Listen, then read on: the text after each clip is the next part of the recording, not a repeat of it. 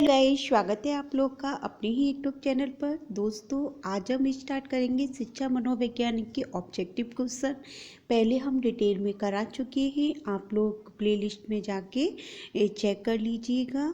और वो भी काफ़ी इम्पोर्टेंट वीडियो है आपकी।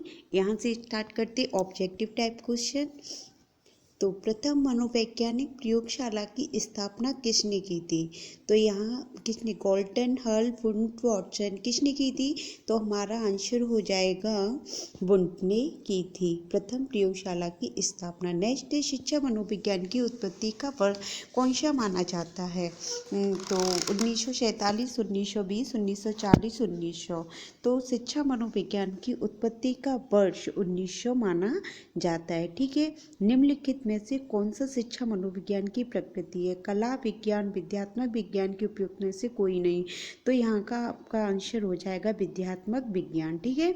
नेक्स्ट है हमारा कि एक शिक्षक को अपने विद्यार्थी की क्षमताओं को समझने का प्रयास करना चाहिए।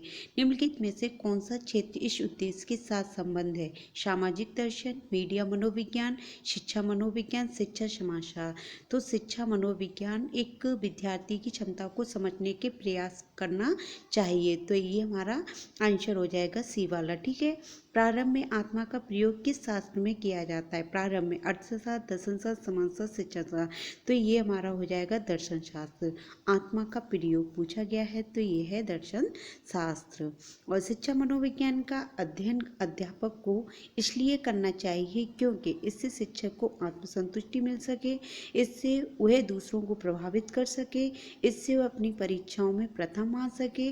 और नेक्स्ट है इसकी सहायता से अपने शिक्षण को अधिक प्रभावशाली बना सके। तो इसका आंसर हमारा कहाँ चला जाएगा? ऑप्शन डी हो जाएगा। ठीक है। निम्नलिखित में से कौन सा विकल्प शिक्षा मनोविज्ञान की एक सीमा है? बाल विकास, विभिन्न अवस्थाओं का ज्ञान, कक्षा की समस्याओं का समाधान, बालक केंद्रित शिक्षा, व्यक्तिगत भिन्नताओं की समस्या।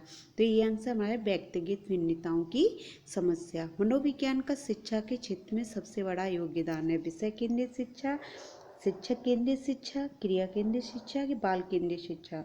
तो शिक्षा मनोविज्ञान की शिक्षा ज़्यादातर बाल मनोवैज्ञानिक शिक्षा केंद्रित होती है। ठीक है। नेक्स्ट हमारा है कि पारिस्थितिक प्रणाली सिद्धांत जो मूल रूप से उरी ब्रोवेरिकनेर द्वारा तैयार किया गया है, चार प्रकार के नेस्टेड पर्यावरण प्रणालियों को निर्दिष्ट करता है जिन्हें भी कहा जाता है, क्या कहा जाता है? प्रभावशाली अवधारणा, मानव विकास, मानव परिस्थिति, बौद्धिक विकास। तो यहाँ का हो जाएगा मानव परिस्थिति। नेक्स्ट, व्यक्ति बिना किसी अंतर्निहित मानसिक प्रकरण के पैदा होते हैं और इसलिए सभी ज्ञान अनुभव या धारणा से आते हैं। इस धारणा के रूप में संदर्भित मासूम नोटा, तोला नोटा, मासूम मन स्थित तोला रस, मासूम पहला तोला प्रयास, मासूम नोवल तुबला नोवस। तो ये इसका आंसर मानसून स्थित तुबला रस हो जाएगा, बी वाला है। निम्नलिखित में से कौन सा कथन बुद्धि की विशेषता का प्रतिनिधित्व नहीं करता? यहाँ से क्वेश्चन है ना, बहुत आते हैं। बहुत स्टूडेंट क्या करते हैं, कौन सा वृद्धि विशेषता का प्रतिनिधित्व करता है और नहीं देखते ही नहीं है, तो ये हमारा रॉन्ग हो जाता है। तो नहीं पे हम क्या है, सर्किल कर लेंगे। ठीक है। तो यहाँ से क्वेश्चन पढ़ेंगे। तो यह एक मात्रात्मक पहलू है, यह एक मापने योग्य नहीं है, फिर यह एक जीवन प्रयत्न नहीं है, यह केवल शारीरिक विकास को दर्शाता है। तो इसका आंसर क्या हो जाएगा? मापने योग्य नहीं है। और नेक्स्ट है, निम्न में से कौन सा कथन सत्य नहीं है? तो इसमें भी नहीं पूछा है। तो सीखना व्यवहार परिवर्तन की एक प्रक्रिया है, वृद्धि एक जैविक प्रक्रिया है, विकास एक मात्रात्मक प्रक्रिया है, शिक्षा एक लक्ष्य उन्मुख प्रक्रिया है। तो इसका हो जाएगा विकास एक मात्रात्मक प्रक्रिया है। नेक्स्ट है, मानव जाति का विकास होता है किससे? किशोरावस्था के अंत तक, बाल्यावस्था के अंत तक, प्रौढ़ावस्था के प्रारंभ तक, जीवन पर्यंत। तो प्रौढ़ावस्था के प्रारंभ तक नहीं, जीवन पर्यंत मानव जाति का विकास होता रहता है। मानव जाति का विकास और वृद्धि में अंतर आ जाए है तो वृद्धि निश्चित होती है कि किशोरावस्था तक ही होती है और विकास हमारा जीवन पर्यंत होता है। ठीक है। तो वृद्धि और विकास में आप लोग डिफरेंट करना भी सीखिएगा। नेक्स्ट है, निम्नलिखित में से कौन सा कथन सही नहीं है? विकास और वृद्धि एक दूसरे के पर्यायवाची हैं, विकास एक सतत प्रक्रिया है, और विकास वृद्धि विकास का ही एक भाग है। विकास कार्य क्षमता, कार्यकुशलता, व्यवहार आने वाले गुणात्मक परिवर्तनों को प्रकट करता है। तो इसका आंसर हमारा हो जाएगा विकास और वृद्धि एक दूसरे के पर्यायवाची हैं। मैंने बताया नहीं था आपका विकास और वृद्धि। वृद्धि क्या होती है? एक निश्चित दिशा तक होती है। विकास है जीवन पर्यंत चलने की प्रक्रिया होती है। ठीक है, नेक्स्ट हमारा है निम्न में से कौन सा कथन विकास के संबंध में सही नहीं है? ये भी नहीं है पूछा है। तो विकास प्रतिमानों को कुछ निश्चित विशेषताओं की भविष्यवाणी की जा सकती है। विकास का उद्देश्य वंशानुगत संभव क्षमता का विकास करना है। विकास के विभिन्न क्षेत्रों में संभव खतरे नहीं होते हैं। प्रारंभिक विकासवाद के विकास से अधिक महत्वपूर्ण है। तो यहाँ का आंसर हो जाएगा हमारा सी। ठीक है, पता है ऐसे क्वेश्चन हमारे सी टेट में ज़्यादातर आते हैं, तो इसकी प्रैक्टिस सेट सी टेट में जितना भी आप प्रैक्टिस सेट कर लोगे वही हमारे लिए बेनिफिट रहेगा। ठीक है, नेक्स्ट हम देखते हैं। ज़्यादा क्वेश्चन नहीं लेंगे, आप लोग बोर हो जाओगे, इस वजह से इतने ही देखेंगे, फिर नेक्स्ट क्लास में देखेंगे। ओके, तो नेक्स्ट है हमारा विकास के संदर्भ में निम्न में से कौन सा कथन सत्य नहीं है? तो इसमें भी हम नहीं पर सर्किल कर लेंगे। नहीं है, सॉरी थोड़ा ऊपर हो गया, नहीं है। ठीक है, अब चलते हैं अपने आंसर की तरफ। क्या है इसका आंसर? विकास की प्रत्येक अवस्थाओं के अपने खतरे हैं। विकास उत्साह बढ़ावा देने से होता है। विकास सांस्कृतिक परिवर्तनों से प्रभावित होता है। विकास की प्रत्येक अवस्था की अपनी विशेषता होती है। तो ये हमारा आंसर हो जाएगा बी वाला। विकास उत्साह बढ़ावा देने से होता है। वैसे ये आंसर मुझे थोड़ा रॉन्ग लग रहा है। रॉन्ग क्या? सत्य नहीं पूछ रहा है ना, तो ये तो होगा आपका विकास की। नहीं, रॉन्ग नहीं है, बिल्कुल राइट है, क्योंकि हम नहीं पर ध्यान देते हैं। नहीं है, मैंने कहा था सर्किल कीजिएगा। तो प्रत्येक अवस्था को अपना खतरा है। विकास सांस्कृतिक परिवर्तनों से प्रभावित होती है। विकास प्रत्येक अवस्था की अपनी विशेषता होती है। हाँ होती है, तो क्या नहीं होता? विकास उत्साह बढ़ावा देने से होता है। ठीक है, मानव विकास है क्या है? मात्रात्मक गुणात्मक कुछ सीमाएं पानी ए और बी। तो इसका मात्रा गुणात्मक दोनों है, तो इसका आंसर डी हो जाएगा। निम्नलिखित में से अधिगम संबंधी कौन सा कथन सही नहीं है? देखो इस पे भी नहीं पर हम जोड़ेंगे, तो इसे उचित वातावरण चाहिए, वही चाहिए। परिपक्वता का इसका कोई संबंध नहीं है। सहायक सामग्री अधिगम से मदद करती है। अधिगम प्रक्रिया में अभिप्रेरणा महत्वपूर्ण है। तो यहाँ से पता है कोई एक ट्रिक और है। नहीं है और आंसर में भी तुम्हें कहीं नहीं मिल जाए और किसी में नहीं ना हो, तो उसी को आंख मूंद के टिक मार दो, आपका राइट हो जाएगा। नेक्स्ट है हमारा अधिगम एवं परिपक्वता के संबंध में निम्न में से कौन सा कथन सबसे सही है? यदि मानव विकास केवल परिपक्वता से होता तो मनुष्य केवल निम्न स्तर तक ही सीमित रह जाते। वंश क्रम संभाव क्षमता की सीमा के कारण बालक एक निश्चित सीमा से आगे तक विकसित हो सकते हैं। बालक विकास की दृष्टि से जब सीखने के लिए तैयार नहीं है, तब भी वे अधिक प्रयास के द्वारा सीख सकते हैं। बालक की अंतिम शक्तियों के बिना समय विचार विकसित करने के लिए प्रतिशत किया जाना चाहिए। तो इसका आंसर हमारा ए राइट हो जाएगा। नेक्स्ट, सामान्य परिक्रम से पहले प्रशिक्षित करना चाहिए। सामान्य कौशलों के निष्पादन के संदर्भ में लाभकारी होता है। इस कुल मिलाकर हानिकारक होता है। दूसरा लेख दृष्टि से लाभकारी होता है। लाभकारी है हानिकारी, यह इस पर निर्भर करता है कि प्रशिक्षण को किस प्रकार की जरूरत होता है। तो यही हमारा डी वाला राइट हो जाएगा। विकास का सही संबंध प्रत्येकता से है, जो सोपान का है। किसका है भाई?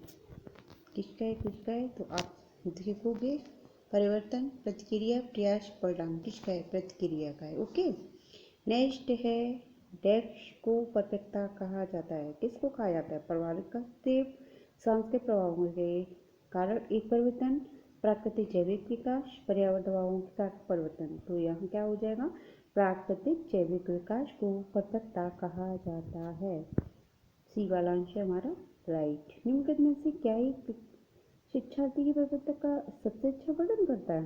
क्या करता है? एक व्यक्तिगत विकास की प्रक्रिया है, संज्ञानात्मक क्षमताओं से संबंधित है, विशिष्ट वातावरण की आवश्यकता होती है, कुछ विशिष्ट आयु से होता है। तो इसका यह व्यक्तिगत विकास की प्रक्रिया है। नेक्स्ट, के अलावा निम्नलिखित कारणों से खेल युवा बच्चों के विकास में एक महत्वपूर्ण भूमिका निभाता है। वे अपने शरीर पर निपुणता प्राप्त करती हैं। यह उनकी इंद्रियों को उत्तेजित करता है। यह समय बिताने को सुखद तरीका है। वे नए कौशल हासिल करते हैं और सीखते हैं, उन्हें कम उपयोग किया जाता है। तो सी वाला हमारा राइट आंसर हो जाएगा। क्या? यह समय बिताने का एक सुखद तरीका है। ठीक है। आजकल अधिकतर विद्यालयों में संभागी समूह के लिए प्राथमिक ध्यान आधारित होता है। गैड स्तर पर, आयु स्तर पर, योग्यता स्तर पर, छात्र अनुराग पर। तो किसका होगा? आयु स्तर पर। निम्नलिखित में से कौन सा सही नहीं है? मैंने बोला नहीं पर ऐसा कोई आंसर आए क्वेश्चन तो हम नहीं पर पहले सर्किल करेंगे, उसके बाद हम आंसर अपना रीड करेंगे। ठीक है। जो अध्यापक ये विश्वास करता है कि विकास प्रकृति की वजह से होता है, वे अनुभव प्रदान करने को महत्व नहीं देता। नेक्स्ट, प्रारंभिक अनुभव महत्वपूर्ण होते हैं और अध्यापक का हस्ते भी महत्वपूर्ण होता है। प्रारंभिक जीवन की नकारात्मक घटनाओं के प्रभाव से कोई भी अध्यापक बचाव नहीं कर सकता। व्यवहारिक परिवर्तन के संदर्भ में विकास वातावरण प्रभाव से प्रचलित होता है। तो इसका आंसर हमारा प्रारंभिक जीवन की नकारात्मक घटनाओं के प्रभाव से कोई भी अध्यापक बचाव नहीं कर सकता है। तो सी हमारा राइट आंसर है। नेक्स्ट हमारा है, बालक का प्रारंभिक विकास मुख्यतः किस पर निर्भर करता है? माता पिता, वातावरण, परिवेश, विद्यालय का वातावरण, समाज। तो माता पिता पर प्रारंभिक विकास। देखो यहाँ से क्वेश्चन है, वैसे तो वातावरण का भी पड़ता है प्रभाव, विद्यालय और वातावरण का भी पड़ता है। अगर वो प्रारंभिक पूछ रहा है, प्रारंभिक, तो सबसे पहले बच्चा अपने परिवार से ही सीखता है। जो भी कुछ माँ उसकी प्रथम शिक्षिका होती है, ये भी आप लोगों ने पढ़ा होगा कि नहीं पढ़ा होगा। तो ये माता पिता ही प्रारंभिक विकास होता है। कहते हैं ना कि संस्कार पढ़े होते हैं, शुरू में इनका कथन है, शिक्षा मनोविज्ञान का ही कथन है कि बच्चा को जो कुछ बनना होता है वो बचपन में ही बन जाता है। चोर बनना है, डॉक्टर बनना है, वकील बनना है। और इसकी कहावत भी है कि बच्चे के पैर पालना में ही पता चल जाते हैं कि बच्चा किस प्रवृत्ति का है। तो ये कहावत में शायद भूल रही हूँ, आप लोगों को आए तो कमेंट बॉक्स में कमेंट्स करना। ठीक है। तो इसी तरीके का है। तो मतलब प्रारंभिक विकास होता है तो बच्चे का अपने घर से ही होता है और घर में माता पिता का ज़्यादा ही इफेक्ट पड़ता है। ठीक है। और मोस्टली ज़्यादातर माता का ही पड़ता है क्योंकि बच्चा माता के संपर्क में ज़्यादा रहता है। तो प्रथम शिक्षिका भी माता ही मानी गई है। अब नेक्स्ट क्वेश्चन है हमारा, वृद्धि को प्रभावित करने वाले कारक कौन कौन से हैं? तो वृद्धि पर्यावरण है, स्वास्थ्य है, आहार है, ये सभी। भाई देखो पर्यावरण से भी वृद्धि का प्रभाव पड़ता है और स्वास्थ्य का भी, क्योंकि अच्छा स्वास्थ्य होगा तो अच्छी वृद्धि होगी। स्वास्थ्य ही गड़बड़ होगा, जैसे किसी से बीमारी से ग्रसित है बच्चा तो उसका मतलब नहीं हाइट बढ़ती है और भी कुछ प्रॉब्लम्स आ जाती हैं तो वृद्धि नहीं हो पाती है। आहार, जब तक वो संतुलित पोषण नहीं करेगा, संतुलित आहार नहीं लेगा तो मतलब उसके वृद्धि पर इफेक्ट पड़ता है। तो पर्यावरण का, स्वास्थ्य, आहार सभी का ये प्रभाव वृद्धि पर पड़ता है। तो ये आंसर हमारा डी वाला राइट हो जाएगा। ओके। निम्न में से कौन सा कथन बच्चे के विकास के परिवेश की भूमिका का समर्थन करता है? भाई कौन सा करता है? देखते हैं। पिछली कुछ 10 शताब्दियों में बुद्धि लब्धांक परीक्षा में शिक्षार्थियों के औसत प्रदर्शन में लगातार वृद्धि हुई है। एक समान जोड़ा बच्चे जिनका लालन पालन विभिन्न दरों से हुआ है, जिनकी बुद्धि लब्धि 0.75 के समान उच्च है। शारीरिक रूप से स्वस्थ बच्चे अक्सर नैतिक रूप में अच्छे पाए जाते हैं। कुछ शिक्षार्थी सूचनाओं का जल्दी प्रकमल्ट करते हैं जबकि उसी कक्षा के अन्य विद्यार्थी ऐसा नहीं करते। तो ये आंसर हमारा फर्स्ट वाला राइट है कि पिछली कुछ 10 शताब्दियों में से बुद्धि लब्धांक परीक्षा में शिक्षार्थियों के औसत प्रदर्शन से लगातार वृद्धि हुई है ना, लगातार वृद्धि हुई है। जन्मोत्तर, जन्म के बाद के विकास की दूसरी प्रमुख अवस्था है जन्मोत्तर, जन्म के बाद की। तो गर्भावस्था, शिशुअवस्था, किशोरावस्था, बाल्यावस्था। तो आई थिंक ये हमारा बी हो जाएगा, नहीं सॉरी हमारा डी हो जाएगा। जन्म के बाद के विकास की दूसरी प्रमुख अवस्था। पहली अवस्था क्या है भाई? शिशुअवस्था है ना। फर्स्ट हमारी है शिशुअवस्था, सेकंड हमारी है बाल्यावस्था और थर्ड हमारी है किशोरावस्था और सबसे फर्स्ट जब बच्चा रूड होता है वो हमारी है गर्भावस्था। तो मतलब वैसे तो फर्स्ट ये होगी गर्भावस्था, सेकंड थर्ड फोर्थ हो जाएगा, है ना। तो हमारा आंसर तो जन्म के बाद के विकास की दूसरी अवस्था पूछा है। गर्भावस्था को कोई ज़्यादा काउंट नहीं करते हैं क्योंकि वो बूढ़ावस्था में होती है। उसे यहाँ से ही बच्चे की शैशवावस्था, बाल्यावस्था, किशोरावस्था से ही काउंट किया जाता है। तो हमारा ये सेकंड दूसरी अवस्था तो हमारी कौन सी होगी, बाल्यावस्था होगी, है ना। तो हमारा आंसर डी हो जाएगा। शैशवावस्था होती है 5 वर्ष तक, 12 वर्ष तक, 21 वर्ष तक, 5 वर्ष तक होती है, 12 वर्ष तक 12 वर्ष होती है, 21 वर्ष तक किशोरावस्था होती है। तो हमारा आंसर क्या हो जाएगा, 5 वर्ष तक। शैशवकाल की अवधि है जन्म से 2 वर्ष तक, जन्म से 3 वर्ष तक, जन्म से 3 वर्ष तक, जन्म से 1 वर्ष तक। अब देखो अभी 1 वर्ष तक कहाँ तक बताई थी, 5 वर्ष तक। इसमें बच्चा कंफ्यूजन होता है क्योंकि इसमें 12 वर्ष लिया है तो मतलब लास्ट वाली दी है, और अलग अलग मतलब पोइट के अनुसार, मनोवैज्ञानिक के अनुसार अलग अलग बताए गए हैं। जैसे कि स्किनर के अनुसार अलग है, उनके अनुसार अलग है। तो इस तरीके से आपका हो जाएगा। तो 5 वर्ष तक तो ये तो मोस्टली सबको पता है कि 12 वर्ष से बाल्यावस्था, 21 वर्ष से किशोरावस्था, 5 वर्ष से शैशवावस्था। इसमें शैशवकाल की अवधि है जन्म से 2 वर्ष तक, तो यही होगा क्योंकि जन्म से 2 वर्ष तक की बच्चे की शैशवकाल की अवस्था मानी जाती है। जन्म से 3 वर्ष से मतलब 5 वर्ष तक को कुछ कुछ मनोवैज्ञानिक ने मतलब बाल्यावस्था माना है, पूर्व बाल्यावस्था। ओके, तो ये आंसर हमारा शैशवकाल की अवधि जन्म से 2 वर्ष तक हो जाएगी। तो फर्स्ट वाला राइट हो जाएगा। अब नेक्स्ट है निम्नलिखित में से कौन सा आयु समूह परवर्ती बाल्यावस्था श्रेणी के अंतर्गत आता है। अब मैं बोर हो गए, आप लोग बोर हो गए होंगे, है ना। मैं भी थोड़ा बोर हो गई। मतलब कल जो नेक्स्ट होंगे क्वेश्चन वो हम कल अपना करेंगे। आज ही मतलब 34 तक ही एंड करते हैं। ओके, तो नेक्स्ट देखिए, काफ़ी बड़ी वीडियो हो जाएगी तो आप लोग बोर हो जाओगे। तो आप वीडियो मतलब आपको इंटरेस्ट नहीं आएगा, आप रिवीजन भी नहीं करोगे और एग्जाम में। पर लेकिन आप प्रैक्टिस करते जाओगे, इसी तरीके को क्वेश्चन आपके सीटेट और यूपी टेट में ही आते हैं। मोस्टली सीटेट में तो आपके इसी तरीके के क्वेश्चन मिलेंगे ही मिलेंगे, और यूपी टेट में भी मिलते, सुपर टेट में भी इसी तरीके के क्वेश्चन मिलने हैं। तो आप लोग ध्यान से देखिएगा क्वेश्चन, यहाँ से 1-2 क्वेश्चन आपके फंसेंगे। 1-2 क्या, मैं कहती हूँ पूरी वीडियो देखिएगा। जितने भी क्वेश्चन हैं तो आपके 30 में से 30 ही फंस जाएंगे। ओके, और आप मेरी और भी वीडियो हैं प्लेलिस्ट में जाके चेक कर लीजिएगा। अगर आपका यहाँ से 28 या मतलब 25 तक, मतलब मोस्टली कम से कम 25 और नहीं तो उससे 28 तक आपका पूरा हो जाएगा। जितनी भी आपकी जैसे चार्ल्स साइको 30 का होता है, तो चार्ल्स साइको की जितनी भी वीडियो डली हुई हैं और भी हुई तो मैं और भी आपको इम्पोर्टेंट डाल दूँगी।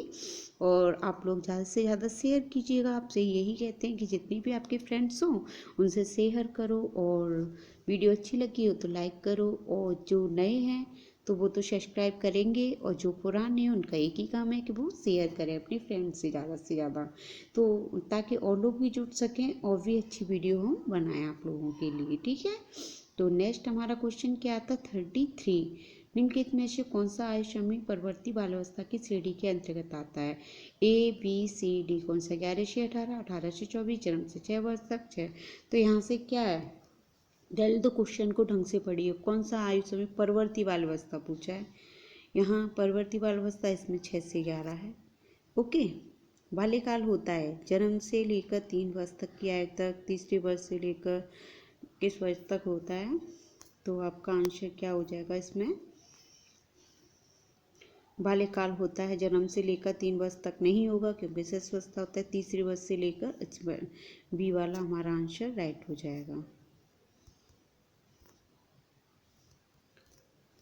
सॉरी, इसका आंसर 6ठे वर्ष से लेकर 12 वर्ष तक और दूसरे वर्ष से लेकर 10 वर्ष तक आयु तक। तो यहीं से हम 34 तक ही क्वेश्चन करेंगे, तो इसका आंसर सी हो जाएगा। सॉरी, सी आंसर इसका हो जाएगा।